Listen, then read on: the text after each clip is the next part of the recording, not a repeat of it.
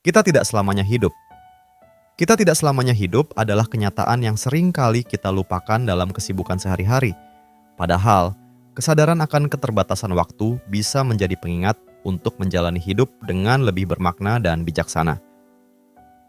Berikut adalah 4 poin penting yang bisa kita renungkan untuk memahami dan menerima kenyataan bahwa hidup ini tidak abadi. 1.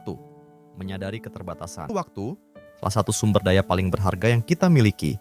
Namun, seringkali kita tidak menyadari betapa cepatnya waktu berlalu. Kesadaran bahwa kita tidak selamanya hidup memberi kita kesempatan untuk lebih menghargai setiap detik yang ada. Setiap momen yang terlewat tidak akan kembali lagi, dan seringkali kita baru menyadari hal ini setelah waktu itu hilang. Oleh karena itu, menyadari keterbatasan waktu mendorong kita untuk memanfaatkan waktu yang kita miliki dengan sebaik-baiknya. Berikut adalah beberapa aspek penting yang perlu kita pahami terkait dengan menyadari keterbatasan waktu. A. Menghargai setiap detik yang berlalu. Keterbatasan hidup membuat kita harus lebih bijaksana dalam memilih apa yang kita lakukan. Terkadang, kita terjebak dalam rutinitas yang hanya menghabiskan waktu tanpa memberikan manfaat yang berarti. Kesadaran akan waktu yang terbatas membantu kita untuk memilih kegiatan yang lebih bernilai. Ini bisa berupa menghabiskan waktu dengan keluarga dan teman-teman, membangun hubungan yang lebih dekat. Melakukan hal-hal yang memberi kebahagiaan seperti mengejar passion atau hobi yang kita sukai. Berinvestasi dalam diri sendiri, misalnya dengan belajar hal baru, memperbaiki kesehatan fisik dan mental, atau mengembangkan keterampilan. B. Tidak menunda-nunda keputusan atau tindakan. Salah satu konsekuensi dari menyadari bahwa hidup tidak selamanya adalah keinginan untuk tidak menunda-nunda. Kita seringkali menunda sesuatu yang penting, baik itu keputusan besar atau tindakan kecil yang bisa membawa perubahan positif dalam hidup kita. Ketika kita tahu bahwa waktu terbatas, kita akan lebih terdorong untuk bertindak sekarang dan tidak menunggu waktu yang tepat, karena waktu yang tepat seringkali tidak datang. Misalnya, kita mungkin menunda untuk mengungkapkan perasaan kepada orang yang kita sayangi atau tidak segera mengejar impian kita karena takut gagal. Menunda-nunda hanya akan membuat kita kehilangan kesempatan yang mungkin tidak akan datang lagi. C. Fokus pada hal-hal yang paling penting. Dengan mengetahui bahwa hidup ini singkat, kita bisa mulai memikirkan kembali apa yang benar-benar penting bagi kita. Fokus pada tujuan yang paling berharga menjadi hal yang lebih mudah dilakukan saat kita menyadari bahwa waktu kita terbatas. Hal-hal yang tadinya dianggap sepele, seperti berfokus pada karier semata, keinginan untuk selalu mendapat pengakuan sosial, atau mengejar materi tanpa henti, mulai terlihat kurang penting, geng, dibandingkan dengan menghabiskan waktu berkualitas dengan orang terdekat atau memberikan dampak positif bagi sesama. Beberapa contoh tindakan yang lebih bermakna meliputi berinvestasi dalam hubungan, baik dengan keluarga, teman, atau pasangan. Memberikan kontribusi kepada masyarakat, seperti membantu yang membutuhkan atau berpartisipasi dalam kegiatan sosial, menerima diri sendiri dan menikmati hidup tanpa terbebani oleh pencapaian yang tidak ada habisnya. D. Mengurangi ketergantungan pada hal-hal negatif. Kesadaran akan keterbatasan waktu juga membantu kita untuk melepaskan diri dari hal-hal negatif yang hanya menguras energi dan waktu kita. Kita mulai lebih mudah untuk menghindari drama, mengelola stres, dan mengatasi kebiasaan buruk yang membuang waktu. Misalnya, kita bisa mengurangi waktu yang dihabiskan di media sosial untuk lebih fokus pada aktivitas yang lebih produktif atau membangun kedamaian batin. Mengurangi pengaruh hal-hal negatif dalam hidup kita memungkinkan kita untuk lebih berkonsentrasi pada apa yang benar-benar membuat hidup lebih bermakna. E. Meningkatkan rasa syukur. Kesadaran bahwa hidup kita tidak abadi juga meningkatkan rasa syukur kita terhadap hal-hal kecil yang seringkali kita anggap remeh. Syukur atas kesehatan, syukur atas keluarga yang kita miliki, dan syukur atas kesempatan untuk belajar adalah beberapa contoh cara kita menghargai hidup. Dengan menjadi lebih bersyukur, kita juga akan lebih mudah merasa puas dengan apa yang kita miliki, dan kita bisa menikmati hidup tanpa merasa terbebani oleh keinginan yang tak pernah puas. Kesimpulan, menyadari keterbatasan waktu bukanlah hal yang menakutkan, melainkan sebuah kesempatan untuk hidup lebih bijaksana dan lebih bermakna. Ketika kita sadar bahwa waktu kita terbatas, kita menjadi lebih fokus pada hal-hal yang benar-benar penting, tidak menunda-nunda, dan menggunakan waktu dengan cara yang lebih positif. Dengan demikian, kita akan mampu menikmati setiap detik yang ada dengan penuh rasa syukur, menciptakan kenangan yang berharga, dan meninggalkan warisan kebaikan bagi dunia. 2. Mengutamakan hubungan yang bermakna. Saat kita menyadari bahwa hidup kita tidak selamanya, kita cenderung mulai mengubah perspektif kita tentang apa yang benar-benar penting. Hubungan dengan orang lain menjadi salah satu aspek utama dalam hidup yang harus kita prioritaskan. Tanpa hubungan yang kuat dan mendalam, hidup terasa kosong, meskipun kita memiliki segalanya dari segi materi atau pencapaian. Mengutamakan hubungan yang bermakna bukan hanya tentang menghabiskan waktu bersama orang lain, tetapi juga tentang membangun koneksi yang mendalam, menghargai setiap momen bersama mereka, dan menjaga kualitas interaksi. Berikut adalah beberapa cara untuk mengutamakan hubungan yang bermakna.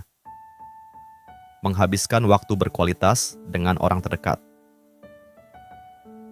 Salah satu cara untuk mengutamakan hubungan adalah dengan meluangkan waktu yang cukup untuk keluarga, teman, dan pasangan.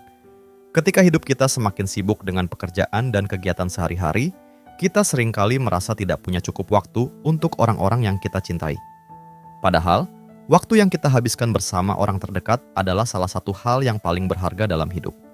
Melakukan kegiatan bersama, seperti makan bersama keluarga, berbicara tentang hari-hari mereka, atau hanya menikmati kebersamaan tanpa gangguan. Berlibur atau melakukan perjalanan dengan orang terdekat untuk menciptakan kenangan indah bersama. Menjadi pendengar yang baik, mendukung teman atau pasangan kita ketika mereka membutuhkan dukungan emosional. Menghargai momen kecil bersama orang yang kita sayangi akan memperkuat ikatan dan menciptakan kenangan yang tak terlupakan. B. Memperbaiki dan menjaga hubungan yang retak. Terkadang, dalam perjalanan hidup, kita terlibat dalam konflik atau perbedaan pendapat yang membuat hubungan kita dengan orang lain menjadi renggang. Namun, kita harus ingat bahwa hidup terlalu singkat untuk disia-siakan dengan dendam atau perselisihan yang tidak terselesaikan. Memaafkan dan memperbaiki hubungan yang retak adalah langkah penting untuk hidup yang lebih damai dan bahagia. Beberapa langkah yang dapat kita lakukan untuk memperbaiki hubungan adalah mengambil inisiatif untuk meminta maaf, bahkan jika kita merasa bukan sepenuhnya salah. Ini bisa membuka pintu untuk rekonsiliasi. Menghargai perbedaan dan berusaha untuk saling memahami, bukan untuk menang dalam perdebatan. Mencari solusi yang saling menguntungkan daripada mempertahankan argumen atau kebanggaan pribadi. Dengan memperbaiki hubungan yang retak, kita menciptakan ruang untuk pertumbuhan bersama dan menghindari penyesalan di kemudian hari. C. Membangun hubungan yang lebih mendalam dan tulus. Hubungan yang bermakna bukan hanya tentang kehadiran fisik, tetapi juga tentang kedalaman koneksi emosional. Membangun hubungan yang lebih mendalam dan tulus berarti saling berbagi perasaan, saling mendukung, dan membuka hati kepada orang lain. Ini adalah bentuk hubungan yang tidak hanya mengandalkan kenyamanan, tetapi juga kepercayaan, komunikasi terbuka, dan saling peduli. Langkah-langkah untuk membangun hubungan yang mendalam antara lain: berbicara dengan hati terbuka, membagikan pikiran dan perasaan kita secara jujur, memberi perhatian penuh kepada orang lain tanpa distraksi, seperti menaruh ponsel di samping dan benar-benar mendengarkan mereka. Menunjukkan kepedulian dengan cara yang kecil namun berarti, seperti mengirim pesan atau menanyakan kabar mereka di tengah kesibukan. Hubungan yang mendalam memberi rasa nyaman dan terhubung dengan orang lain, yang sangat penting ketika kita menyadari bahwa hidup kita terbatas. D. Menciptakan kenangan yang tak terlupakan. Hubungan yang bermakna juga terkait erat dengan kenangan yang kita ciptakan bersama orang-orang yang kita cintai. Ketika kita menyadari bahwa waktu kita terbatas, kita menjadi lebih berusaha menciptakan kenangan yang indah dengan orang-orang terdekat. Ini adalah hal-hal yang akan dikenang sepanjang hidup, bahkan setelah kita tiada. Berikut adalah beberapa cara untuk menciptakan kenangan yang tak terlupakan. Melakukan aktivitas bersama yang menyenangkan, seperti piknik, memasak bersama, atau menonton film favorit bersama. Mengabadikan momen spesial dengan foto atau video, sehingga kita memiliki kenangan yang bisa dikenang di masa depan. Merayakan pencapaian atau momen penting dalam hidup orang lain, seperti ulang tahun, pernikahan, atau kelahiran anak. Kenangan ini akan menjadi warisan emosional yang tetap hidup, bahkan ketika waktu terus berjalan.